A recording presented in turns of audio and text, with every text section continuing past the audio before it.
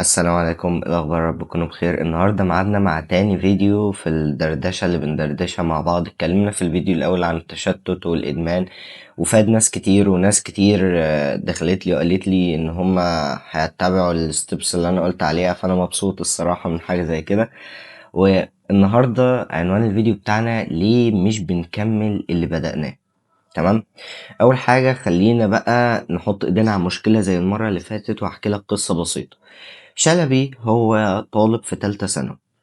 لما جه شهر 7 أو 8 أيا كان، نزل حجز الدروس بتاعته كلها وحط جدول لنفسه إن هو يذاكر 9 ساعات، حجز 3 دروس في المادة والكلام ده كله. وبص، عمل كل حاجة تؤكد إن هو يطلع أول على الجمهورية. الفكرة بقى إن شلبي فعلا مشي على الجدول اللي هو حطه، 9 ساعات مذاكرة كل يوم، وعمل كل اللي هو كتبه فعلا في الأجندة بتاعته بالظبط. تمام. طيب، جه بعدها بشهر وقف، وبدأ بدل 9 ساعات مذاكرة 9 ساعات على الموبايل، وبدل ما يروح الدروس ال3 دروس بتوعه بدأ يزوغ من الدروس ويروح البلاي ستيشن.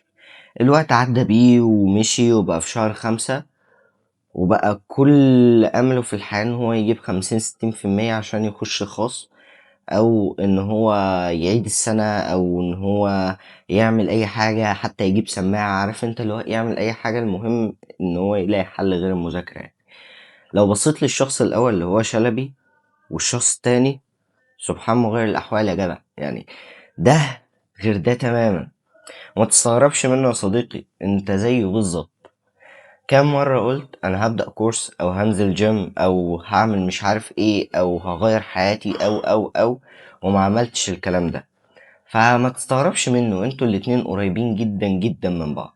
وما ان كل حاجة في حياتنا تقريبا ليها حل، فاكيد ده ليه حل برضه. طيب، والحل ايه؟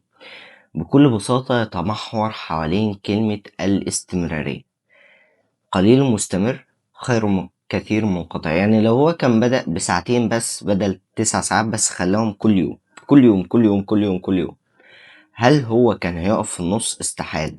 طيب، لو هو كان بدأ مثلا بدل 3 دروس في المادة، درس واحد في كل مادة، واهتم بمصدر واحد والكلام ده كله. أول حاجة، بعيدا عن التكاليف المادية، فهو هيركز في حاجة واحدة بس، زائد ان هو هيستمر وهيجيب مجموع يرضي ويرضي اهله ويرضي كل الناس اللي حواليه. طيب، تاني حاجة هحكي لك مثال من حياتي الشخصية. يعني انا معروف عني في وسط اصحابي ان انا سريع جدا في الملعب، او طلقة في الملعب زي ما بيقولوها يعني. فكنت بنزل اول ربع ساعة، انا خلاص انا جبت اخري، انا مش قادر اجري تاني. ففي واحد صاحبي، ربنا يمسيه بالخير يعني، او يصبحه بالخير، احنا الساعة لسه 8 الصبح. المهم ان هو قال لي ما تحرقش نفسك في البداية، الطاقة اللي تنزل بيها اطلع بيها، هي نفس الحاجة.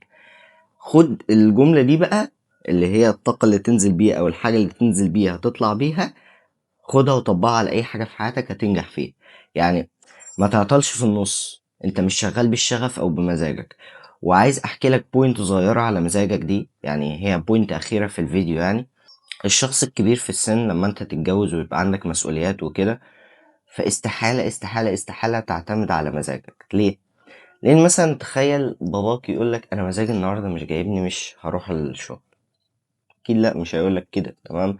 فانت لما تحط لنفسك مسؤولية، او تحط على نفسك انت شخصيا مسؤولية، وما تعتمدش على مزاجك، فانت فعلا هتنجح. لان الحياة مش اللي هو ايه، انت متضايق النهاردة ومزاجك مش جايبك، خلاص انا هسيبك تستريح. لا، زي ما انت ما تستريح النهاردة، في واحد هو مفعل كل طاقته في الحاجة اللي انت بتريح فيها، فاللي هو صباح الفل انت بتعمل ايه. فبالتالي انا عايزك ان انت تركز على الهدف، تقسم جدول منطقي تقدر انت تمشي عليه كل يوم، حتى لو تعبان، حتى لو مزاجك مش جايبك، ولو 5 دقايق ده مفهوش اي مشكلة. تمام. وفي النهاية اتمنى تكونوا استفدتوا وتعملوا التكنيكس اللي احنا اتفقنا عليها في الفيديو ده. ما تنساش هدف هو ترك اثر. كان معكم مروان الخولي، والسلام عليكم.